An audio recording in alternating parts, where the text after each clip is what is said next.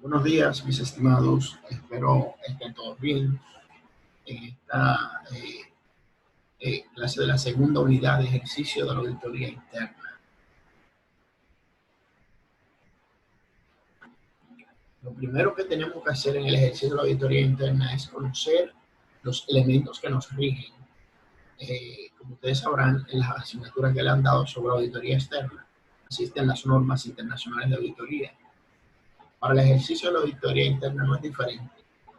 Existen también normas de auditoría interna que se deben cumplir, que debe cumplir el auditor interno que vaya a desempeñar ese trabajo. Dando una definición técnica, que es la misma que da la norma publicada, sé que son un conjunto de requisitos basados en principios de cumplimiento obligatorio, consistentes en declaraciones de requisitos esenciales para el ejercicio de la auditoría interna y para evaluar la eficacia de su desempeño, que son internacionalmente aplicables. En pocas palabras, esta es la definición técnica. En pocas palabras, son los requisitos que se deben cumplir obligatoriamente al momento de tú desarrollar el trabajo de la auditoría interna. Con esto me refiero a la manera en que tú interactúas con el personal operativo, que tú interactúas con el personal directivo, los consejos de administración, la manera en que tú abordas la información que va a ser auditada y la manera también como tú presentas los resultados o los informes de auditoría interna ya mencionados. Estas normas de auditoría interna se pueden clasificar en dos grupos, normas sobre atributos y normas sobre el desempeño. Las dos son sumamente importantes. Una tiene que ver con la forma y otra con el fondo de cómo se realiza el trabajo. Con respecto a las normas sobre el atributo, tenemos que hablar que son las características en sí o cualidades que debe tener la persona que presta el servicio de auditoría interna. O ya sea si es un servicio de outsourcing, si es una empresa. Con respecto a sobre el desempeño, esta describe la manera en que nosotros realizamos, evaluamos y clasificamos la información para llevar a cabo la auditoría interna. Como mencioné, están las normas sobre los atributos y las normas sobre el desempeño. A su vez, estos dos grandes grupos tienen subdivisiones, tienen enumeraciones por tipo de norma. Correspondiente a las normas sobre los atributos, están compuestas por 19 normas, que a su vez tienen 16 subdivisiones y 11 interpretaciones para esclarecer cualquier duda que tengan las normas principales. Es decir, normas de auditoría en sí son 19, pero a raíz de que cuando uno, es el mismo caso de las leyes, cuando se emite una ley, luego se emite un reglamento para explicar algo más, si no queda muy clara se modifica el reglamento. Así es con estas normas de auditoría interna. Son 19 para el grupo de atributos, pero a su vez tienen 16 subdivisiones y se tuvieron que implementar 11 interpretaciones para aclarar las dudas de las que originalmente tenían las 19 normas. Entonces, vamos a pasar a ver el detalle de estas 19 normas y a su vez vamos a definir, explicar las más importantes y relevantes en el trabajo. Estas son las enumeraciones: propósito, autoridad y responsabilidad. Correspondiente al atributo, uno debe, la persona o la entidad que va a proporcionar el servicio debe estar claro con la responsabilidad que tiene, la autoridad y el propósito de su trabajo. La responsabilidad, como bien saben, en la definición original que dijimos, en la unidad 1, la auditoría interna se refiere a la evaluación de procesos para validar el cumplimiento y la fiabilidad de los procesos que se realizan. Entonces, esa es nuestra responsabilidad. Reconocimiento de los elementos obligatorios en el Estatuto de Auditoría Interna. En la segunda norma de atributos, ¿Qué quiere decir esto? Que una empresa que tenga un departamento de auditoría interna, a su vez, debe tener un manual o documento donde se establezcan los elementos que reconozcan la auditoría interna dentro de los demás elementos de procedimientos y controles. Es decir, debe existir un manual separado solo para la auditoría interna. De ahí se va a regir internamente, se va a definir la jerarquía interna, que no debe ser diferente a la que sigue las normas sobre los atributos. Independencia y objetividad. Eh, Al igual que los auditores externos, el auditor interno debe ser independiente y objetivo en el trabajo que realiza.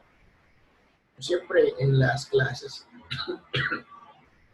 eh, saco a relucir que la independencia del auditor interno no es tan fuerte como la del auditor externo. ¿Por qué? Porque el auditor externo es un ente externo. O sea, él puede venir, dar su opinión, puede dejar un problema creado. Me refiero a que otros departamentos no estén de acuerdo y se arme un ambiente de discordia, pero el auditor externo se va. En cambio, el auditor interno, una vez que hace un trabajo y puede causar un revuelo, él se queda ahí. Va a ser mirado con recelo por los otros departamentos y tiene que tener una actitud mental también muy fuerte, porque lo primero que van a hacer es ir desechándolo. Claro, el que no sea muy profesional, los otros compañeros que no son muy profesionales de otros departamentos. Pero por lo regular, eso pasa. Incluso pueden llegar a haber situaciones en que la parte operativa o la administración ejerza presión para que los auditores externos o quien hizo ese trabajo sea desvinculado de la empresa. Y a eso me refiero con la independencia. El auditor interno es un empleado más de la empresa, aunque se supone que independiente es un empleado, que puede ser desvinculado. Si hace algo que no cae muy bien y se documenta bien eso para, para justificar que no lo hizo bien o que cae mal, si la administración tiene el suficiente poder, puede desvincularlo, puede despedirlo. Y ahí entonces el auditor interno, como le dije, si no tiene una actitud de independencia mental, puede verse sometido a no ser totalmente independiente y callarse en algunas cosas que debería decir por su independencia. Independencia dentro de la organización, eh, lo que le hablé hace un momento con la independencia mental. Ahora, dentro de la organización, el auditor interno tiene que tener una jerarquía de independencia. Vamos a ver si podemos especificar algo breve aquí. Miren, dentro de la organización está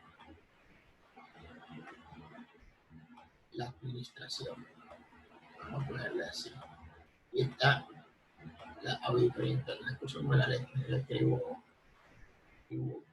así. La administración está compuesta por los departamentos operativos necesarios para que la empresa esté en marcha. La auditoría interna el departamento de auditoría interna es un departamento de soporte que ayuda a que los otros departamentos logren sus objetivos. Pero el departamento de auditoría interna no responde a la administración, responde a un gerente, ese gerente a un director, ese director a un comité de auditoría interna, ese comité al consejo de administración. La administración también, vamos a ponerle que esto es el consejo de administración. La administración, por su lado, también están los departamentos operativos, existe un gerente general, puede que exista un presidente, si no se queda en la figura del gerente general, pero algunas empresas tienen las dos. El presidente se le reporta a un consejo de administración que viene cayendo aquí. Es decir, el órgano jerárquico máximo, aquí, el Consejo de Administración. Por eso, al momento de desvincular o despedir un auditor interno, se debe hacer llegar la información al Consejo de Administración. Entonces él dice sí o no, porque puede ser que la razón de la solicitud del despido sea que esté afectando los intereses de la administración. Y la auditoría interna, los auditores internos responden al consejo directamente, porque velan por los activos de la empresa.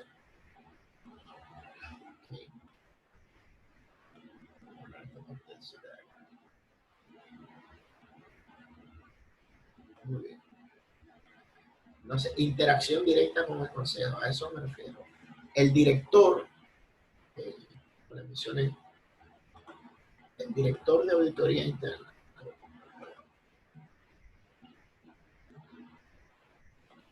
el director,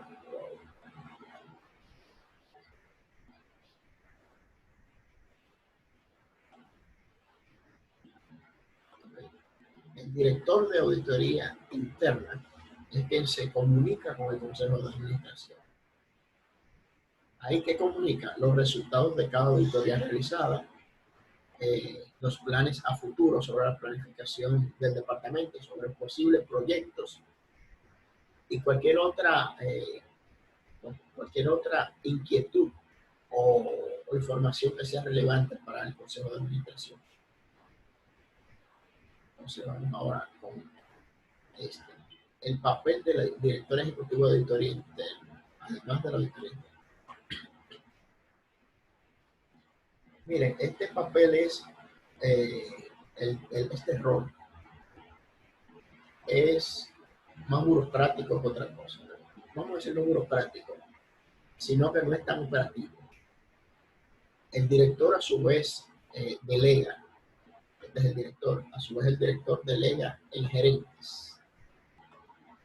Puede ser que ese sea un director corporativo, es decir, que sean varias empresas, pero sea un solo director.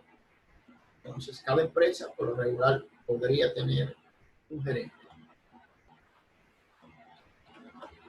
Esos gerentes son los que se encargan de desarrollar el trabajo operativo en coordinación con sus subordinados, auditores senior, ayudantes, etc.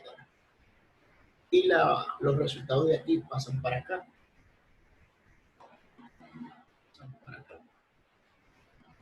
Y de aquí al director.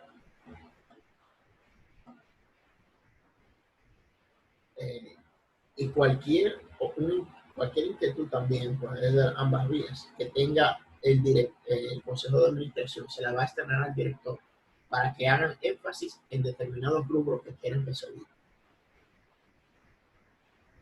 Respecto a esto, debe tener una objetividad individual. Cada persona en su rol de auditor interno debe ser objetivo en el trabajo que realiza de manera individual. No debe verse, digámoslo así, influenciado su trabajo. Impedimentos, habla sobre esta norma, la 1130, habla sobre los impedimentos a la independencia u objetividad. ¿Qué impedimentos pueden existir y que lo especifica la norma? Bueno, usted primeramente no puede reportarle a la administración. Inmediatamente se le exige eso, ya es un impedimento a la independencia o objetividad. Que su permanencia en la empresa esté determinada también por las decisiones de la administración. Eso ya también es un impedimento a la independencia u objetividad. Yo diría que esos son los dos principales, porque cuando una persona sabe que X posición te puede desvincular o despedir, ya tú tienes más cuidado o temor a esa posición. Y más si es a la posición a la que tú debes auditar y presentar todas las debilidades en la desviación del proceso que tú puedas observar o identificar. Aptitud, cuidado profesional. Vamos a ver directamente aquí. El auditor debe tener mucha aptitud, me refiero a su a su capacidad. No necesariamente los auditores internos son los que más saben, pero por manejar o auditar todos los procesos de la empresa, disculpen, todos los procesos de la empresa, van aprendiendo de cada uno de ellos a tal punto que ya manejan los procesos de distintos departamentos. No a la perfección como los dueños del proceso en sí, pero sí tienen el conocimiento y saben cómo se desarrolla. Eso le da cierta ventaja sobre otros departamentos. Por ejemplo, el departamento de ventas no sabrá en su totalidad cómo se maneja el departamento de compras o el departamento de logística y distribución. Ahora bien, el auditor interno, si los auditó a los tres, ha tenido que leerse las normativas, las políticas, los procedimientos, evaluar cada uno de sus procesos, y eso ya le da un cierto conocimiento. Por eso se dice que el auditor interno es una de las personas que más sabe dentro de la empresa. ¿Por qué? Porque conoce los procesos de todas las áreas operativas. Pasamos a la siguiente.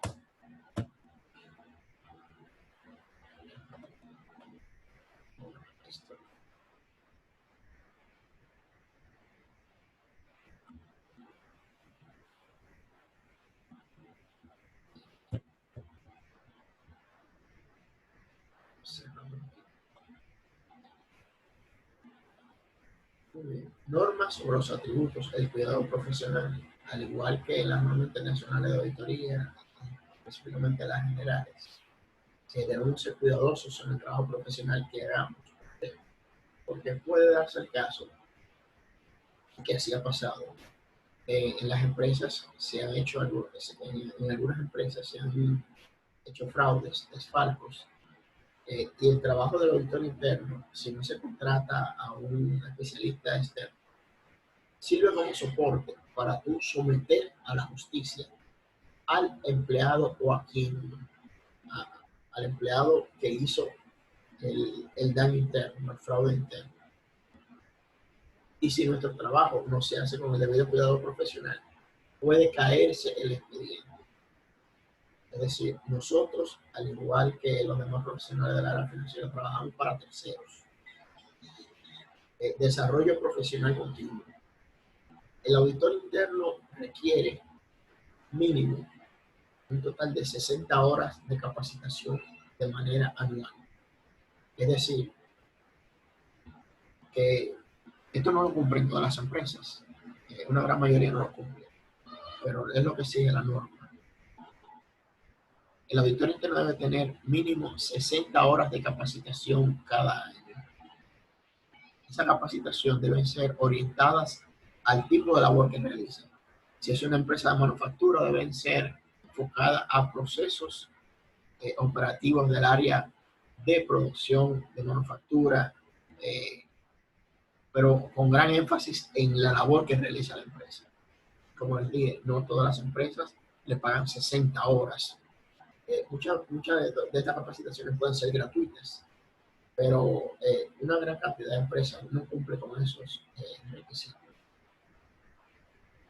Vamos a ver las 311 evaluaciones internas y externas. Estas que ven acá.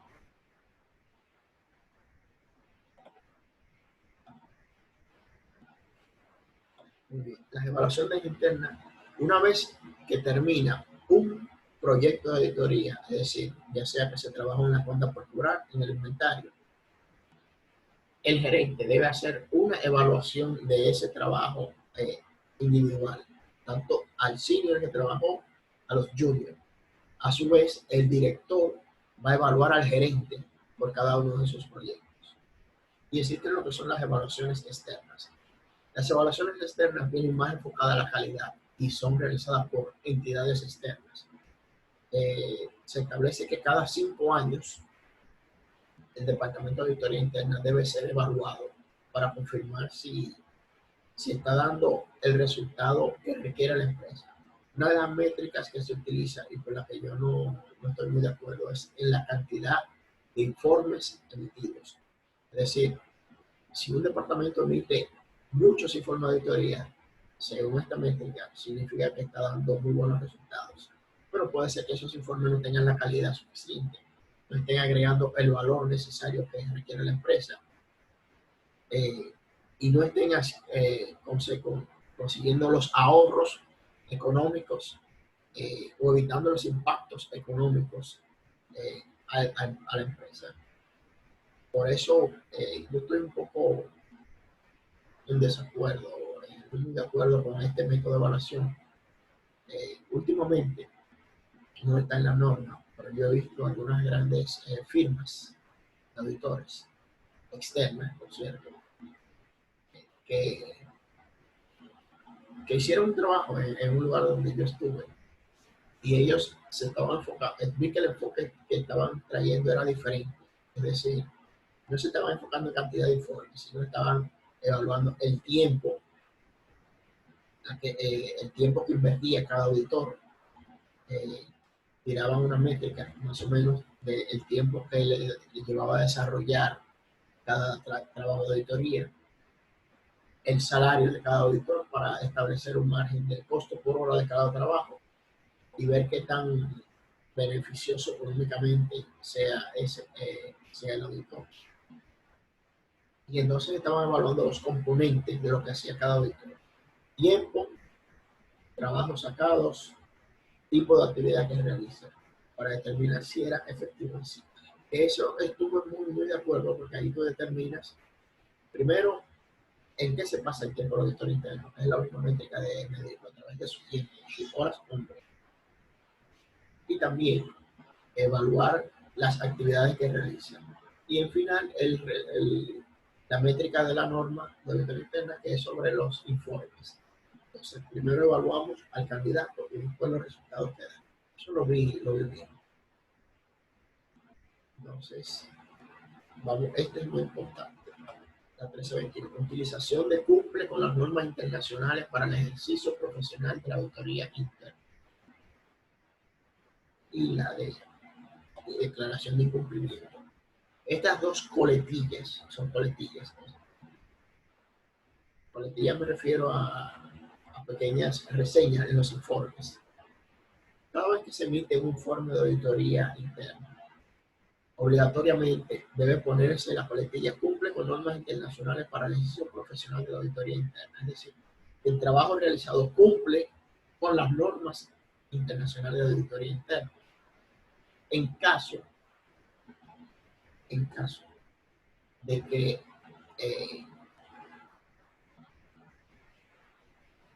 de que no sea así, que no cumple por alguna razón, que el auditor recomendó, la administración no aceptó, nosotros no, los auditores no son Dios para lo que ellos digan que lo haga la administración, puede que no lo haga.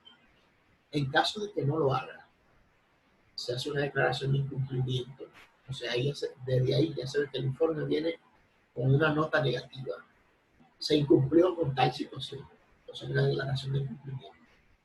Por todo lo demás, es obligatorio que el informe lleve la coletilla cumple con normas internacionales para el ejercicio profesional de la auditoría interna. Eso es invaluable.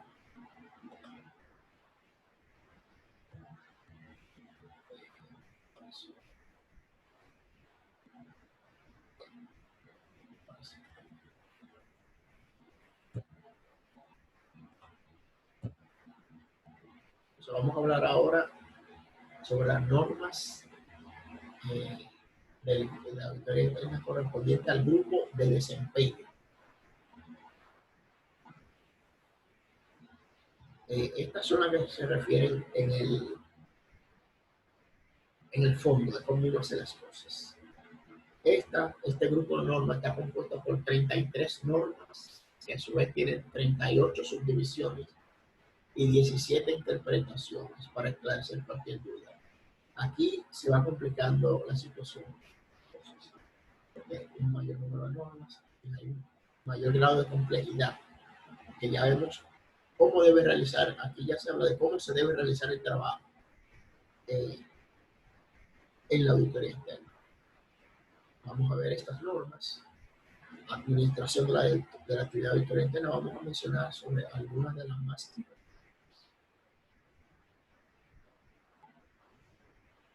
Vamos a ver.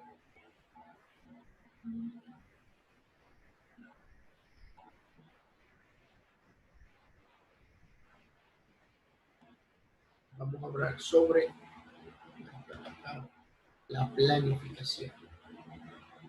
Miren, cada año, por lo menos 3 o 4 meses antes de que culmine el cierre fiscal o cierre contable de las empresas que mantienen el departamento de auditoría interna, me refiero a empresas que llevan la auditoría interna como debe ser. Se realiza lo que es una planificación. Esta es la planificación que se va a ejecutar el próximo año. En esta planificación se determina del año que ha pasado, o que está transcurriendo, que faltan los 3 o 4 meses para que culmine, cuáles áreas operativas o áreas de soporte tuvieron mayores problemas, para saber si será necesario planificar auditorías que vayan directamente a esos problemas. Ahí se determina qué tipo de proyecto será, qué quieren que se revise, si es del inventario que quieren que se revise, si la entrada de los inventarios, si las devoluciones, si la obsolescencia que se están dando, si mercancías que se están perdiendo, si mercancías que llegan dañadas, etcétera. Y ahí se determina la cantidad de horas que se va a llevar cada proyecto de auditoría que se está planificando en ese momento. Y una vez determinada la cantidad de horas, cuáles recursos se asignarán. Cuando hablo de recursos me refiero a qué auditor. Tomando un ejemplo básico de nuestras semanas laborales. Una semana laboral aquí en la República Dominicana, para personas que trabajan de lunes a viernes las 40 horas, serían 5 días de 8 horas cada día. Si un trabajo de auditoría, vamos por un proyecto de esto, se lleva 100 horas de trabajo, estaríamos hablando que habría que destinar, y que se debe hacer tendríamos que determinar primero la cantidad de horas que necesitamos para el senior, para los juniors serían los que mayor hora tiempo van a necesitar, cuáles horas va a disponer el gerente para revisar, y una proporción de horas para el director para que revise, serían 100 horas. Digámoslo así, un junior, un asistente que trabaje 5 días, va a tomar 40 horas a la semana. El senior, vamos a poner que trabaje 20 horas. Vamos a poner 3 por 8, 24. Vamos a poner que trabaje 3 días supervisando y haciendo todo. Pero la mayor cantidad de trabajo lo debe hacer el junior. Vamos a poner 3 días, 3 por 8, 24, serían 24 horas. Ahí ya hay 64 horas. No vamos a ponerle mejor, vamos a ponerle directamente más. Sí, vamos a ponerle más. Vamos a ponerle 50.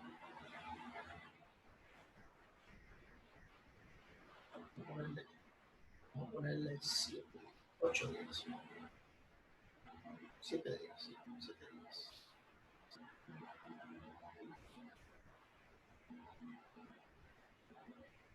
7 días. Vamos a ponerle 7 días. 7.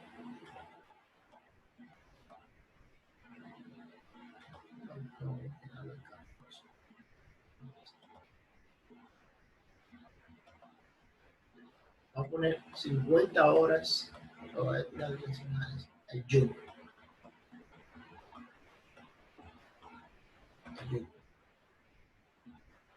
30 horas de trabajo al senior. Vamos a poner, ahí van 80 horas consumidas para ese proyecto de internet. Vamos a poner 15 horas al gerente. Ahí van 85. Y 5 horas para el director corporativo. Ahí, si dividimos esas 100 horas en semanas, también deberíamos determinar ya el tiempo en que se va a desarrollar el trabajo. Al junior, si trabaja 40 horas, le va a tomar prácticamente 6 días y alguito hacer ese trabajo.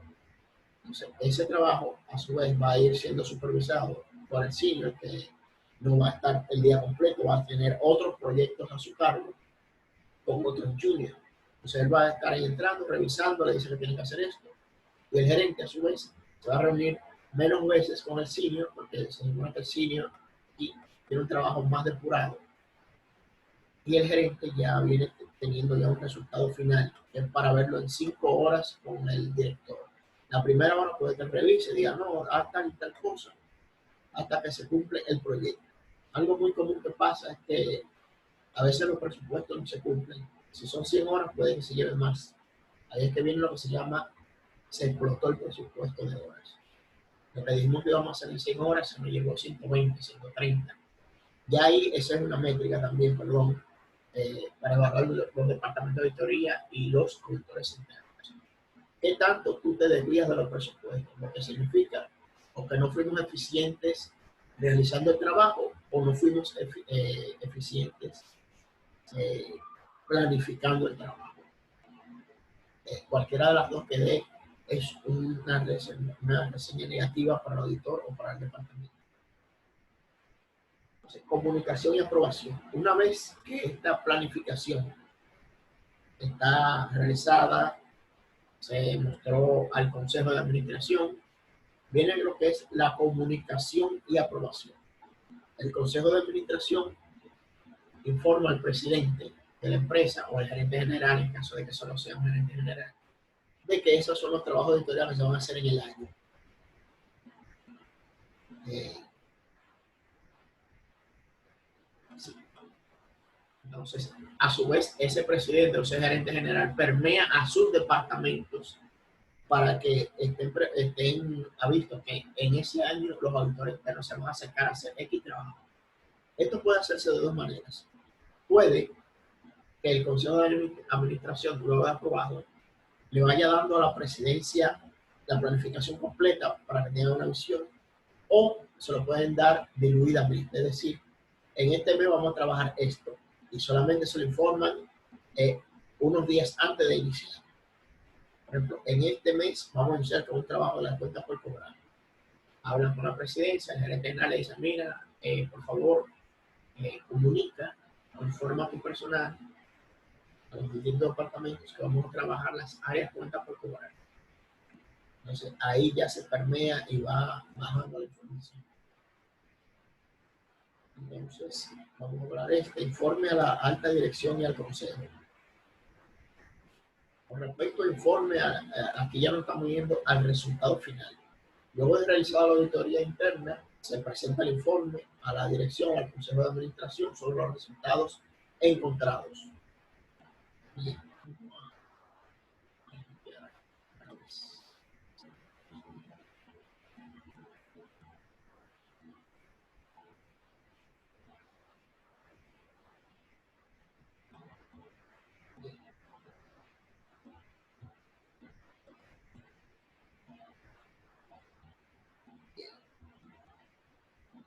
Aquí ya vamos a hablar un poco sobre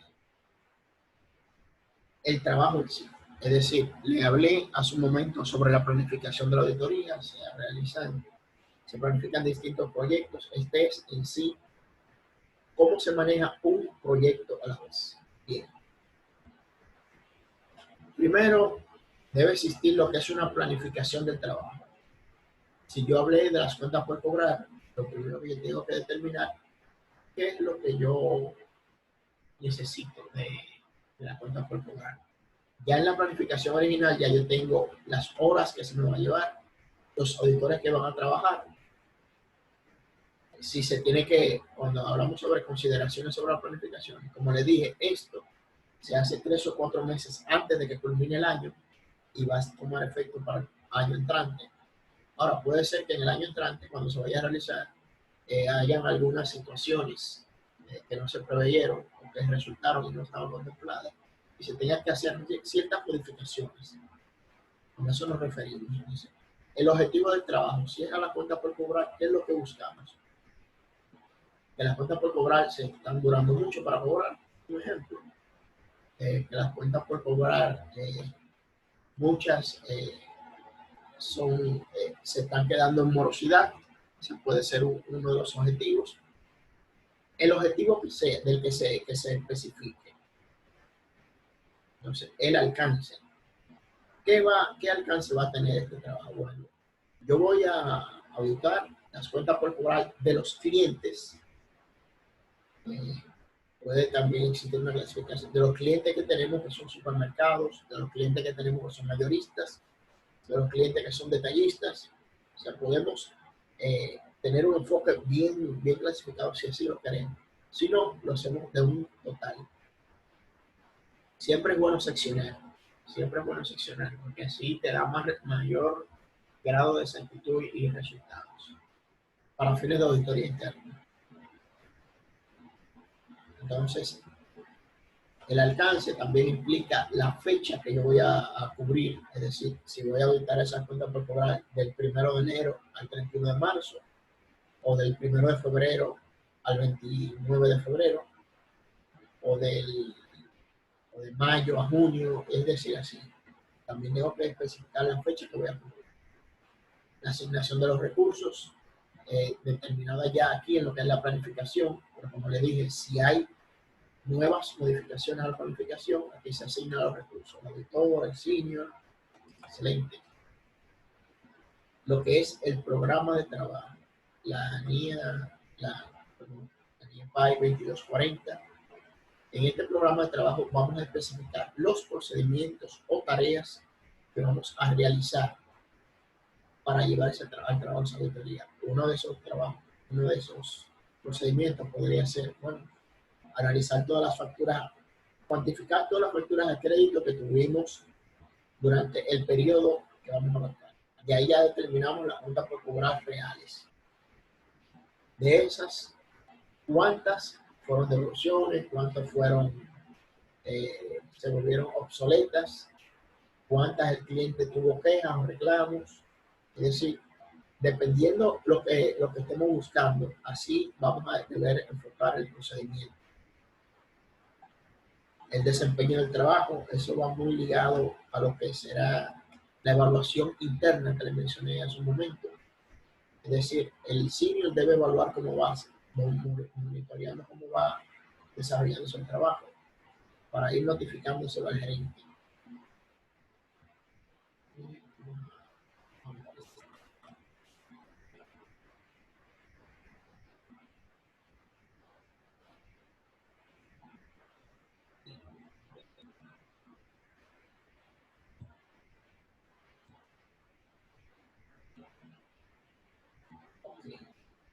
O sea, aquí vamos ya con la parte final del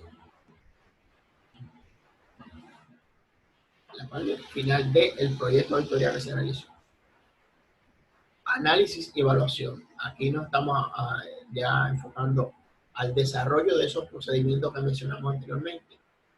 Documentación de la información dentro de nuestro análisis, y si observamos alguna evidencia de debilidad, debemos documentar eso. Por ejemplo, si fue en inventarios, debemos determinar el tipo de producto que pasó, la factura del suplidor, si afectó algo el suplidor. Debemos tener documentado las observaciones que vamos a hacer. La comunicación de resultados y criterios y calidad. Estos tres van juntos. ¿Por qué? Primero, cuando el auditor está desarrollando el trabajo, tiene que relacionarse con la persona o el proceso que está auditando. En este caso, el dueño del proceso, que es la persona.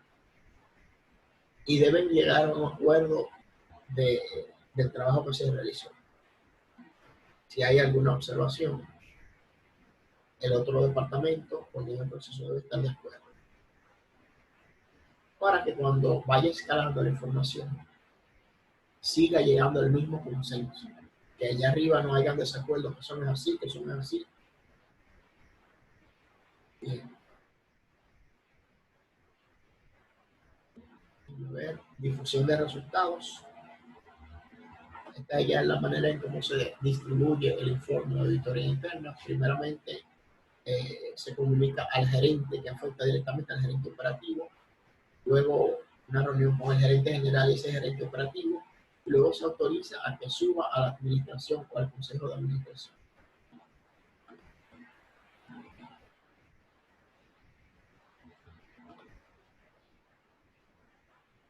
Entonces, aquí muy importante esta parte. Opiniones globales, seguimiento del proceso y comunicación de aceptación de riesgo. Seguimiento del proceso. Una vez que determinamos que hubo un problema de los resultados que identificamos en la auditoría interna y uno se lo hace saber a la gerencia operativa, nosotros le hacemos recomendaciones para mejorar y que esas cosas o esos errores no vuelvan a ocurrir. Si el gerente operativo está de acuerdo y acepta la recomendación nuestra, venimos y hacemos lo que es un seguimiento a lo que se llama plan de acción. El gerente operativo dará lo que es un plan de acción. En ese plan de acción se pretende mitigar ese riesgo o evitar que esos errores sigan identificados, sigan ocurriendo. Entonces, dentro de nuestro rol, ya también de la auditoría, aparte de auditar, va a venir el seguimiento a esas correcciones, el seguimiento de cómo progresa el gerente operativo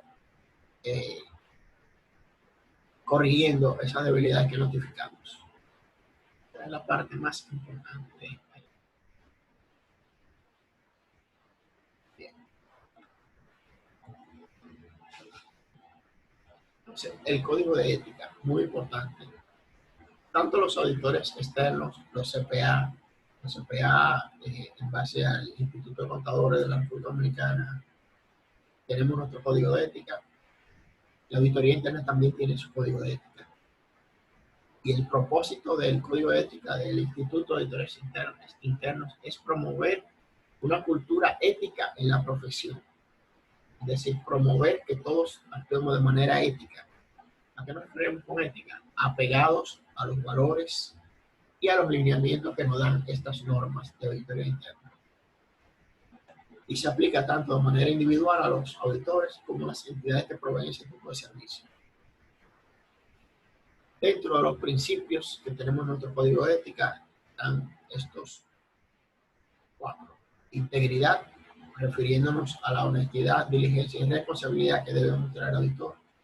Objetividad, no participar en actividades que afecten nuestra imparcialidad o que afecten nuestro juicio profesional. Divulgaremos todos los hechos materiales que se conozcan. Es decir, si nosotros identificamos algo en una auditoría, debemos decirlo.